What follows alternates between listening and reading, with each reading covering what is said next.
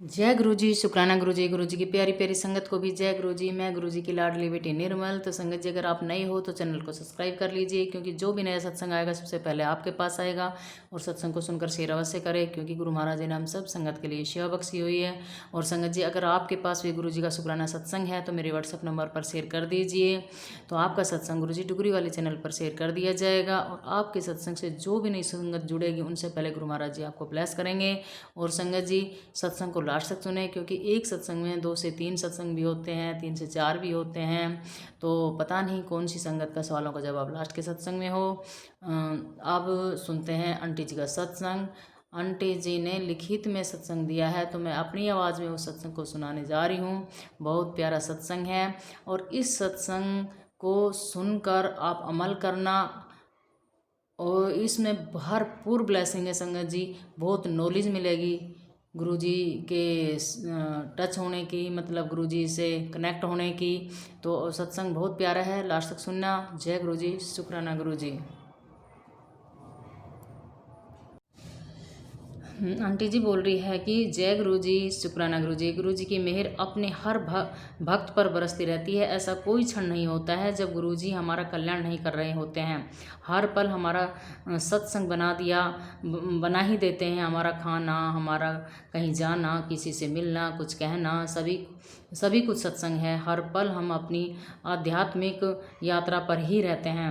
गुरु जी की ब्लेसिंग्स में ही हम हमेशा रहते हैं। हमें इसका भान होना जरूरी है, क्योंकि हमें अपने विचार, अपने आचरण को हमेशा नियंत्रण में रखना है। ऐसा नहीं हो कि सत्संग या गुरु जी के सामने हम कुछ और हों और बाहर निकलते ही अपनी पुरानी आदतों के चुगल में आ जाएं। यदि हमने गुरु जी से सेवा मांगी है तो हम सब हर पल सेवा के लिए तैयार रहें। सेवा कैसी भी आ सकती है, हमें चूकना नहीं चाहिए संगत जी।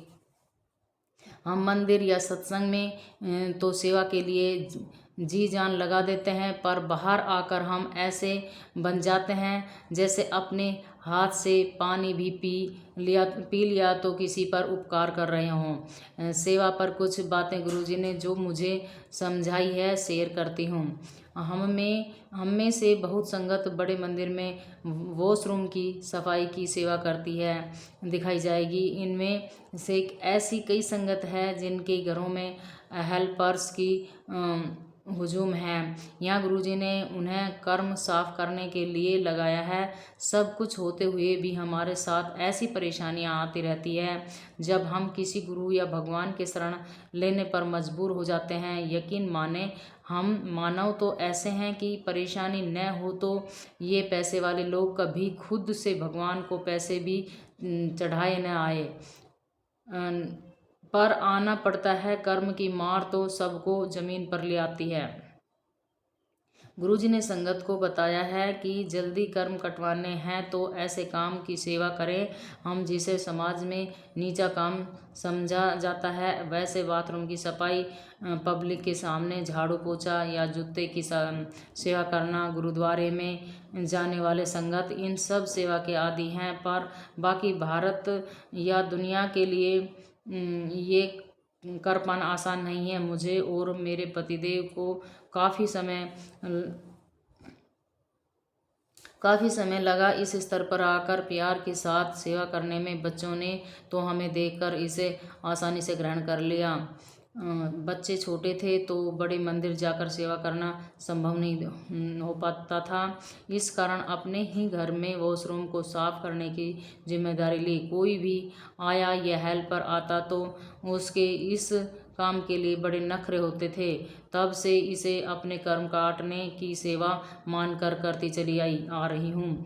अभी पिछले दिनों में जब सब कुछ गड़बड़ झाला सा चल रहा था, एक बात नोटिस किया। प्रतिदिन वॉशरूम साफ करती और उसके बाद कोई न कोई कुछ रिपेयर के बहाने आता और फिर से गंदा कर जाता, और इस तरह मंत्र जाप के लिए तय किया गया समय मेरा यूं ही निकल जाता। इस प्रक्रिया से थक कर एक दिन जैसे मुंह से निकल गया कि गुरुजी, ऐसे तो मेरा मंत्र जाप छूट ही जा रहा है। गुरुजी का जवाब था, प्यार से बिना शिकायत के वॉशरूम साफ करने में और मंत्र जाप करने में कोई अंतर नहीं है। ब्लेस तो उन्हें ही करना है। ये मैसेज सभी के लिए है कि जो भी सेवा मिली है उसे ही अपना तप और जाप बनाए और उसे पूरा करने के बाद ही कुछ और करने का सोचे। जय गुरु जी। हर सेवा को गुरु जी ही ब्लेस करते हैं।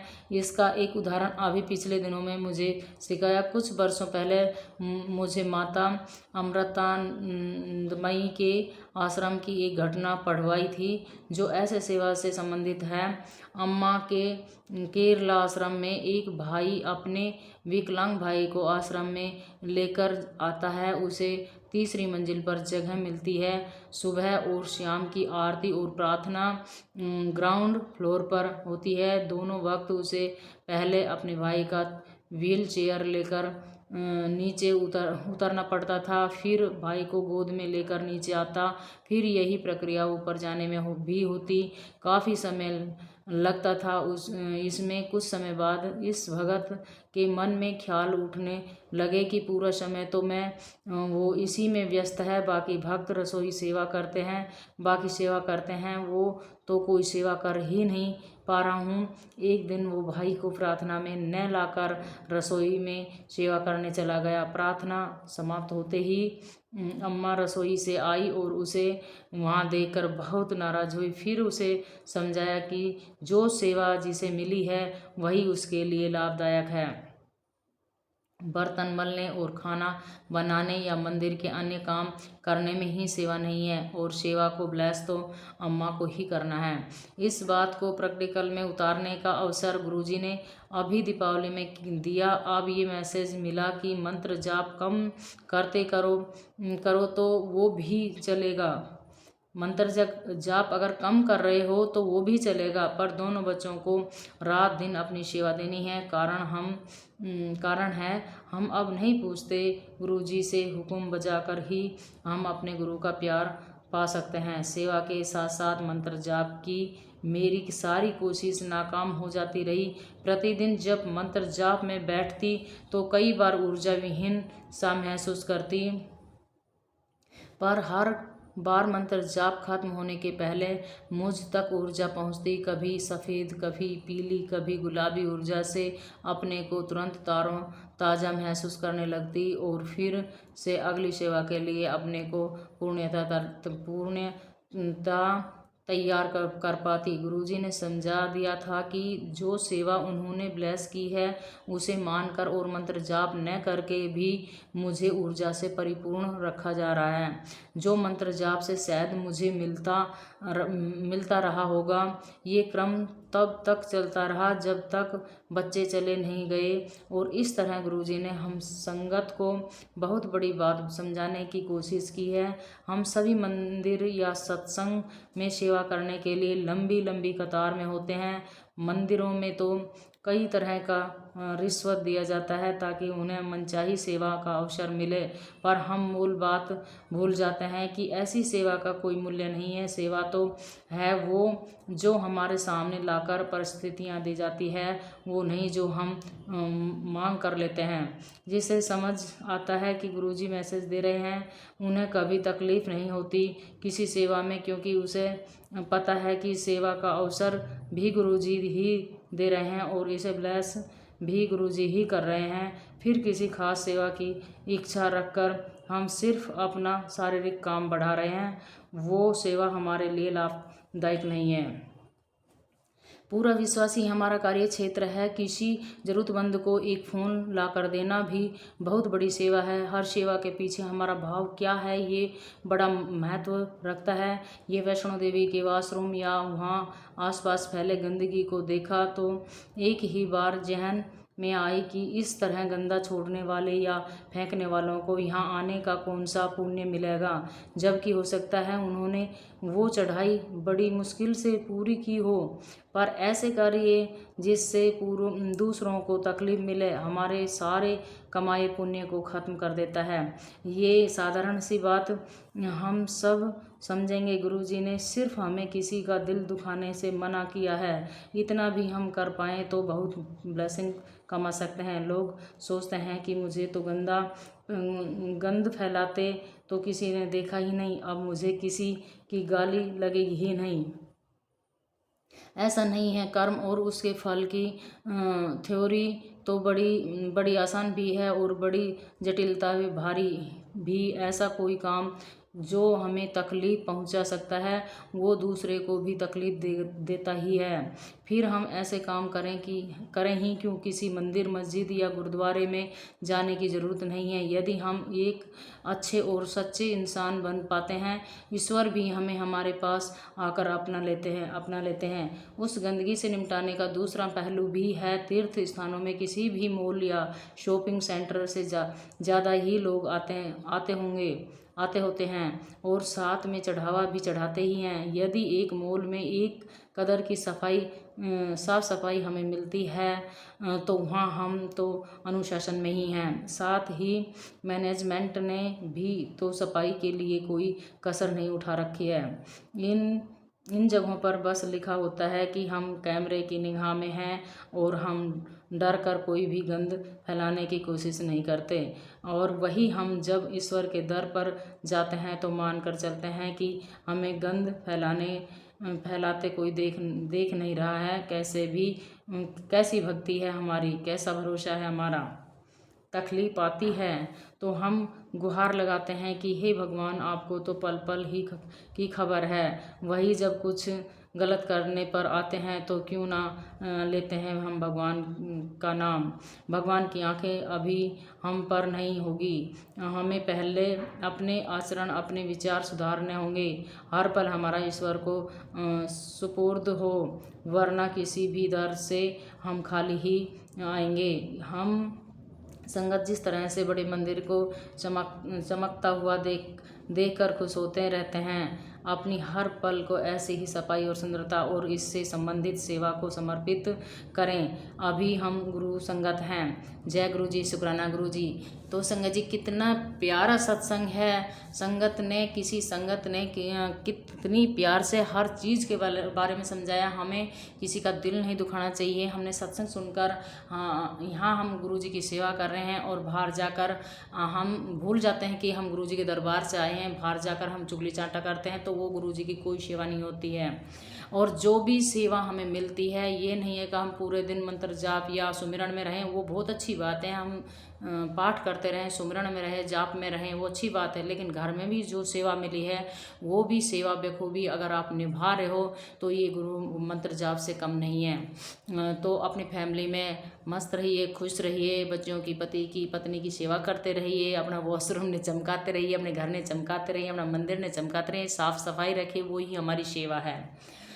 तो संगत जी, सत्संग बड़ा प्यारा है। लास्ट तक सत्संग सुनिए और इस सत्संग को अमल करके मैं चाहती हूँ कि इस सत्संग से नई संगत जो जुड़ेगी वो बहुत अच्छे से समझ पाएगी। अब सुनते हैं अगला सत्संग। जय गुरु जी, शुक्राना गुरु जी। जय गुरु जी, शुक्राना गुरु जी, अनंतम अनंतम शुक्राना गुरु जी, हर पल का शुक्राना गुरु जी, अनंतम अनंतम शुक्राना गुरु जी। संगत जी, अभी मैं मेरे पास 20-25 मिनट का टाइम है, तो मैं इसमें सत्संग शेयर कर रही हूँ। कारण कल मुझे शेयर करना बहुत कुछ था पर मैं कर नहीं पाई। कॉल आ गया था, पार्लर में हूँ, कस्टमर का कॉल आ गया, फिर पूरे दिन बिजी रही, तो मेरे मन में रह गई थी बातें। फिर रात को भी आया तो मुझे यही बोलना है। ऐसा होता है समझिए कि मुझे आप लाभ कोई भी लाभ बोले कि सत्संग शेयर करो, सत्संग शेयर करना है, जो भी मेरा मन मैं नहीं बोल सकती, कारण गुरु जी की मर्जी नहीं होगी तो मैं नहीं कर पाती। मेरा दिल ही नहीं करता करने को, चाहे जितने सत्संग हो रखे हो फिर भी मैं नहीं करूँगी, कारण उनकी मर्जी नहीं होती कि उस टाइम मैं करूँ। लेकिन जब उनकी मर्जी होती है तो मुझे रात से ही थॉट आने लगते हैं कि मुझे कल सत्संग में ये चीज़ें बोलनी है, मुझे सबको ये चीज़ बतानी है, सत्संग शेयर करना है। तो ऐसा होता है मेरे साथ। तो संगत जी, ऐसी कई बातें होती हैं हमारे साथ में कि जैसे हम बोलते हैं कि हम ये सत्संग सुनाएंगे गुरु जी, मेरा ये काम हो गया तो हम सत्संग सुनाएंगे। संगत जी, ऐसा कुछ हुआ मेरे साथ कि मैं सोची थी कि काम होगा, पर नहीं हुआ। कुछ प्रॉब्लम आ गई या कोई बात हो गई, उस वहाँ पे मुझे झूठ बोलना था, किसी चीज़ के लिए मुझे झूठ बोलना था, तो मेरा मन गवाही नहीं दे रहा था कि मैं झूठ बोलूँ।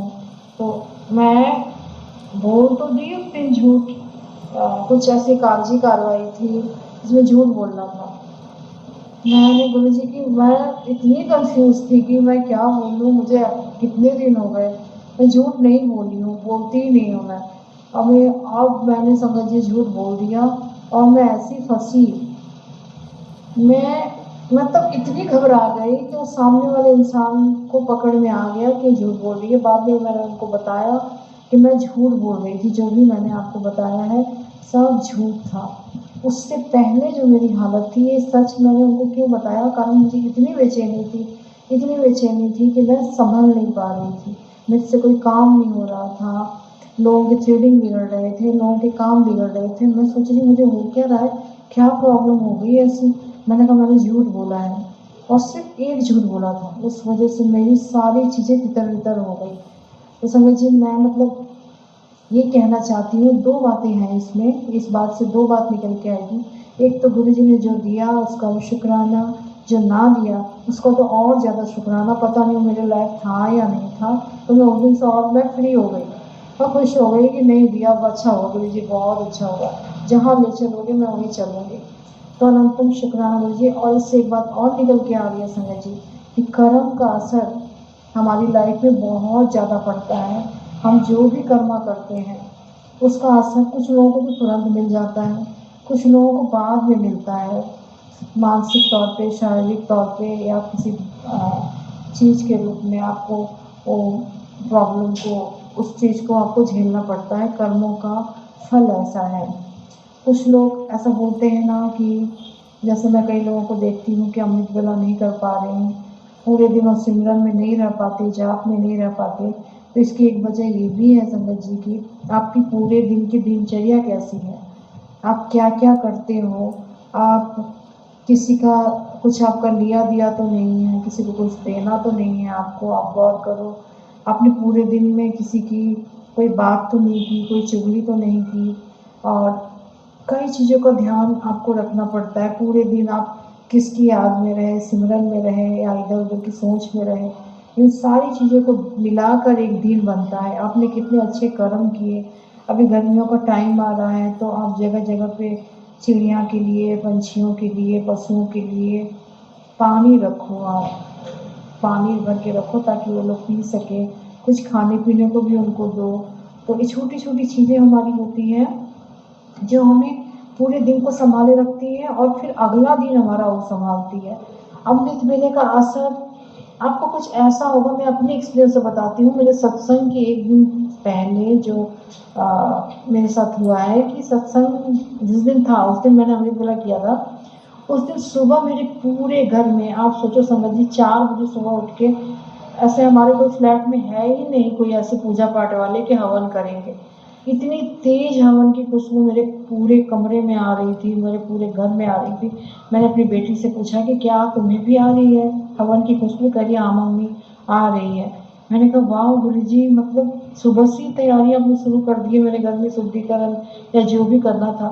इससे पहले भी गर्मियों के दिन में गुरुजी उस टाइम आ चुके थे हमारे घर में, उस टाइम भी हमारे घर में हवन की खुशबू आई थी। तो मैं नहीं समझ पा रही थी कि 3-4 बजे सुबह उठकर, ना तो उस टाइम पितरपक्ष था, ना नवरात्रे, ना कोई त्योहार, ऐसे टाइम में कौन इस टाइम हवन करेगा। पूरे घर में मेरे धुआं हो गया था और हवन की खुशबू थी। हम सो रहे थे कूलर के नीचे, उठ के बैठ गए। मैंने कि क्या हुआ, ये धुआं कहाँ से आया और इतनी हवन की खुशबू कहाँ से। बाहर निकल के देखा हमने, फ्लैट में देखा, दूर दूर तक नामो निशान नहीं था कि हवन कहीं हो रहा हो। तो कुछ ऐसे करिश्मे गुरुजी करते हैं, मेरी आंखों देखी है संगत जी। और कल भी अमृत वेला में मुझे हवन की खुशबू आई है। मेरी बेटी पढ़ रही थी तो मैंने पूछा कि क्या तुम्हें हवन की खुशबू आ रही है? तो कह रही हाँ मम्मी मुझे भी आ रही है। मैंने कि कहाँ से हो रहा है?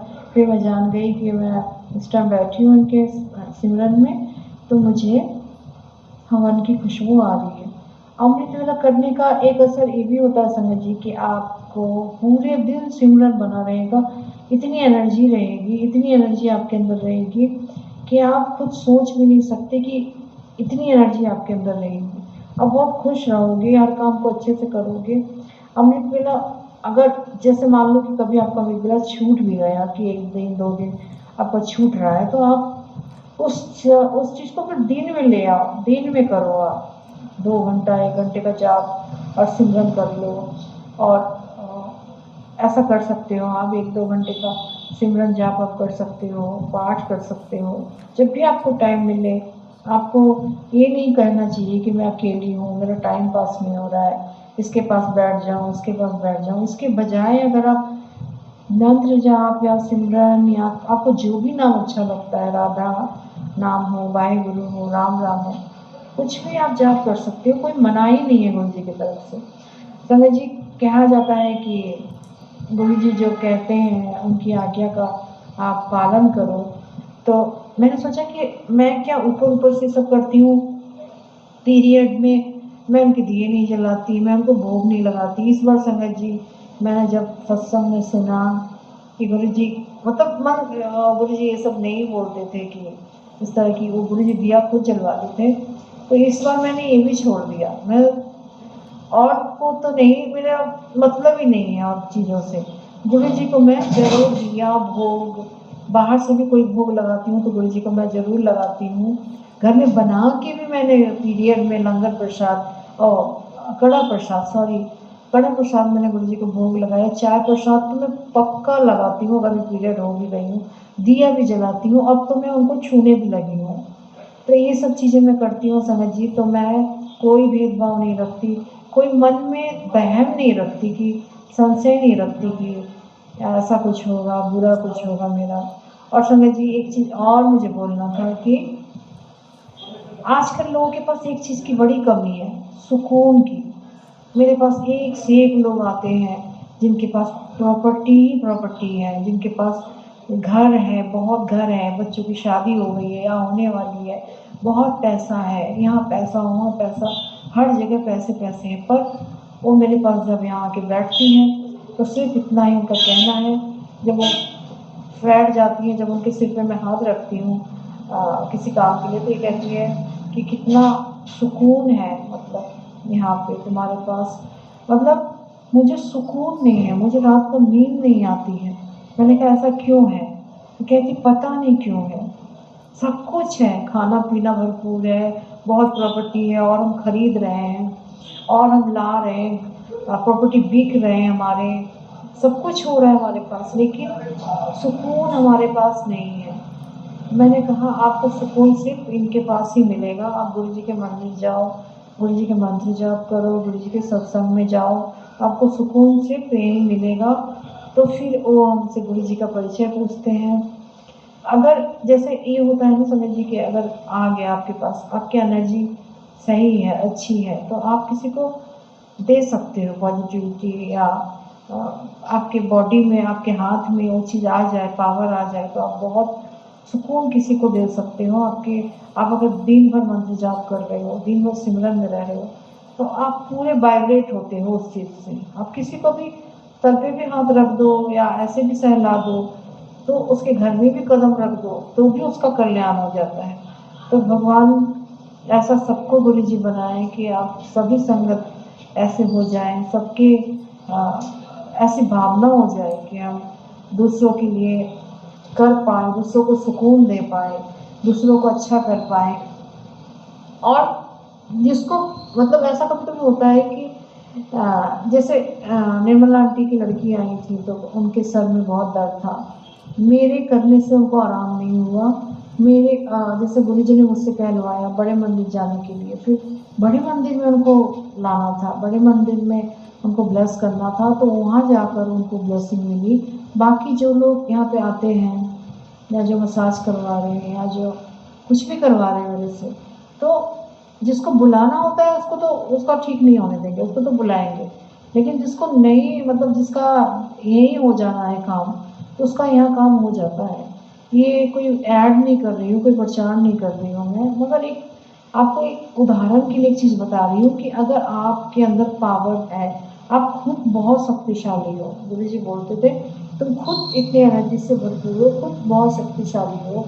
अपनी एनर्जी को पहचानो, अपनी आत्मा को पहचानो, अपने आप को पहचानो कि तुम्हारे अंदर है क्या। इतनी डीप में हमें वो नहीं ले गए, उन्होंने हमें ऊपर ऊपर ही रखा, कारण हम इस लायक अभी नहीं हैं कि हम अंदर जाएं और इतना खोजबीन कर पाएँ। पर आप कर सकते हो। जैसे मुझे अगर बोलने के लिए बोला गया है, अगर मेरे अंदर ये चीज़ आ रही है तो मैं बोल रही हूँ। बाकी अगर नहीं मर्जी होगी गुरु जी की तो बिल्कुल ही नहीं बोल पाऊँगी मैं, नहीं बोल पाती मैं, हो ही नहीं पाता मेरे से कुछ भी। तो आप खुद की एनर्जी को पहचानो, खुद को पावरफुल बनाओ। आपके आस-पास कितने नेगेटिव लोग रोज़ आते होंगे। ऑरा एक्सचेंज भी होता है संगत जी कि आपकी ऑरा एक-दूसरे से एक्सचेंज होता है। जैसे आप किसी नेगेटिव इंसान से बात कर रहे हो, उसका आपके अंदर आ सकता है, आपकी पॉजिटिविटी उसके अंदर जा सकती है। तो आप कभी-कभी मिलके किसी से आपको लगता होगा कि सारी एनर्जी उसने सोख ली, इस तरह की आपकी भावना होती है, आपको आता होगा दिमाग में। तो ये एनर्जी तभी सोखती है जब उस अंदर आपकी पॉजिटिविटी कम हो, आपका ऑरा वीक हो। ऑरा को स्ट्रॉन्ग कराने के लिए आपको बहुत-बहुत सिमरन में रहना, खुशी से रहना पड़ेगा। ज़बरदस्ती वाली बात नहीं है। पहले तो ज़बरदस्ती में ही आओगे कि ज़बरदस्ती करोगे, फिर बाद में धीरे-धीरे आपको वो फुलफिल एनर्जी आपको मिलेगी। जब आप जाप सिमरन में पूरे दिन रहोगे, अगर आपको बिल्कुल सँभालना है, तो आपको पूरा दिन सँभालना पड़ेगा। जैसे हम आजकल सब्जी वाले के पास, मेरे को जब से पता चला है कि हमें फ्री में धनिया भी नहीं चाहिए, मिर्च भी नहीं चाहिए। जब मैं सब्जी वाले भैया से कहती हूँ कि इसके भी पैसे लो, तो वो मुझसे बोलते हैं भैया कि आजकल आपको क्या हो गया है? मैंने कहा मुझे पहले पता नहीं था, पता है आपके 5-10 रुपए के धनिये में पता नहीं मेरा क्या निकलेगा, मेरे सुकून छिन जाएँगे, पता नहीं क्या होगा, कहाँ देना पड़ेगा मुझे। वो कहते हैं ऐसा नहीं है बहन जी, मैं सबको देता हूँ। मैंने कहा मैं नहीं लूँगी, आप बेशक निकाल दो।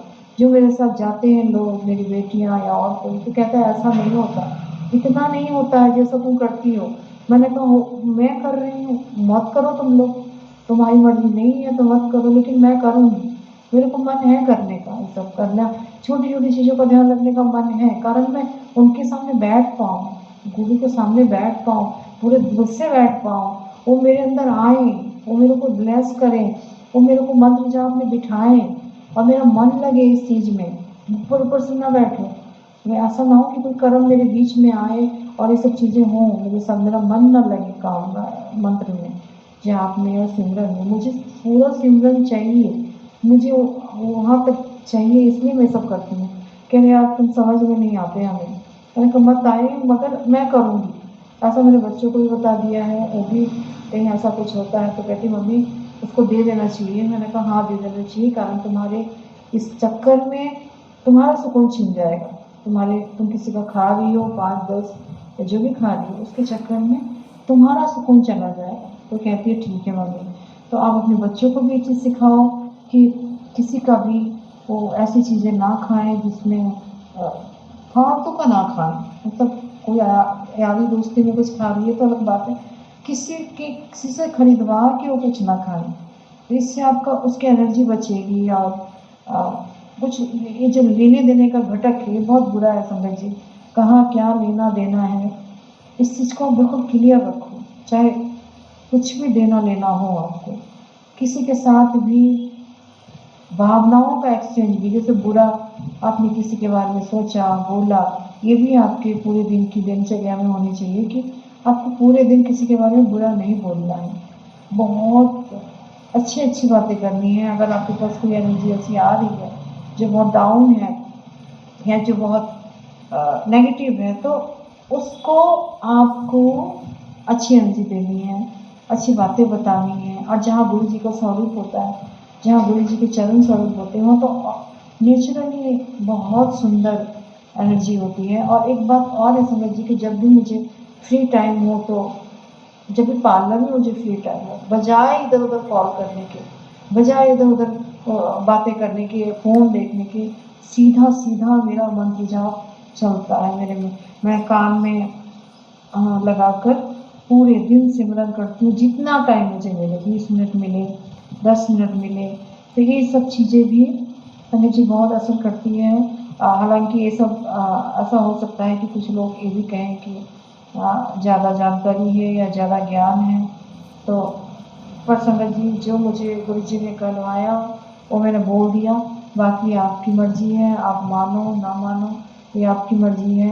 कुछ भी थोड़ा बहुत आपका शुक्राना सत्संग है तो आपको शेयर करना चाहिए। तो गुरु जी करवाते, मैं तो अब जान गई हूँ कि मेरे बस में तो है नहीं, एक पत्ता भी नहीं हो सकता उनकी मर्ज़ी के बगैर। सब कुछ गुरु जी की मर्ज़ी से होता है। संगत जी, एक सत्संग और है, बहुत सत्संग है, जैसे जैसे टाइम मिलेगा मैं शेयर करूँगी। एक सत्संग है कि एक लेडीज़ आती है मेरे पास, सत्संग में भी जाती है मेरे साथ। तो वो मेरी छोटी बेटी ने सपना देखा, खाटू श्याम जा रही थी वो अभी कुछ दिन पहले। तो मेरी बेटी ने एक दिन पहले सपना देखा कि उनकी और उनकी छोटी बेटी बिल्कुल लहू-लुहान है, बिल्कुल खून से लथपथ। दूसरे दिन लेडीज़ मेरे पास, मैंने सपना किसी को नहीं बताया, दूसरे दिन लेडीज़ मेरे पास आई तो बोली, भाभी मैंने सपना देखा है कि गुरुजी व्हील चेयर पे बैठे हैं मेरे सामने। उससे पहले मैसेज आया था कि तुझे स्वप्न रूप में दर्शन दूंगा, तेरे कष्ट काटूंगा। मेरे सपने में सचमुच गुरुजी आए, वो व्हील चेयर पे बैठे हैं। इसका मतलब क्या हुआ? मैंने इस कनेक्शन को इससे जोड़ा अपनी बेटी के सपने से, तो पता चला कि बेटी ने खून जो लथपथ देखा था वो उसका होने वाला था। गुरुजी ने सब कष्ट अपने ऊपर लेकर उसको सपने में इस तरह के दर्शन दिए। ये मेरी पर्सनल एक्सपीरियंस है संगत जी, इसमें एक कुछ भी गलत नहीं है एकदम। मैं और संगत से आपको अगर वो कहना चाहेंगी तो सत्संग मैं उनसे शेयर करवाऊंगी निर्मला आंटी के सत्संग में, और करेंगी खुद। उनको मैंने बोला है कि आप निर्मला आंटी के चैनल पे भेजो, पर अभी यही है बस गुरु जी की मर्जी, पर उनके बदले मैं ये सत्संग शेयर कर रही हूँ। ऐसे कितने सत्संग हमारे साथ होते हैं, हर पल होते हैं, हर क्षण होते हैं, हर वक्त होता है, हर सेकंड हमारे साथ सत्संग हो रहे हैं। जो लोग मैं देख रही हूँ कहीं सुकून नहीं है, किसी को शांति नहीं है, चाहे आप कमा लो, सोना कह लो, गहना खरीद लो, सुकून जैसी बेशकीमती चीज़ अगर आपके पास है तो आप दुनिया में सबसे अमीर हो। और मैं खुद को बहुत अमीर मानती हूँ, मैं बहुत ज़्यादा अमीर हूँ। मैं इस सारे खजानों से, जहाँ मैं लोगों को इतने बेचैन देख रही हूँ इतना सब कुछ होने के बाद, वहाँ मैं बहुत अमीर हूँ। मैं खुद को बहुत अमीर मानती हूँ, कारण मेरे पास गुरु जी हैं, गुरु जी की ब्लेसिंग है। मेरी यही छोटी सी, मतलब मेरी छोटी छोटी खुशियाँ मेरे लिए बहुत बड़ी बड़ी ब्लेसिंग है। गुरु जी को मैं कहती हूँ, गुरु जी मुझे ऐसे ही रखना, एनी टाइम मुझे ऐसे ही रखना, एकदम हल्का रखना। आप भी प्रे करो संगत जी, अगर आपको गुरु जी से बहुत ज़्यादा कनेक्शन जोड़ना है तो रोज़ आप बोला करो, गुरु जी मुझे कुछ ऐसा मत देना जिससे आपका सिमरन छूट जाए, आपका जाप छूट जाए। कोई ऐसी प्रॉब्लम मत देना जिससे मुझे सिमरन से अलग हो जाऊँ, उसके बारे में सोचूँ, उस प्रॉब्लम के बारे में सोचूँ बजाय आपके बारे में सोचने के। तो मुझे ऐसी चीज़ से दूर रखना, ऐसी नेगेटिविटी से दूर रखना, ऐसी बातों से दूर रखना। तो आपके गुरु जी ये चीज़ करेंगे, आप करके देखो।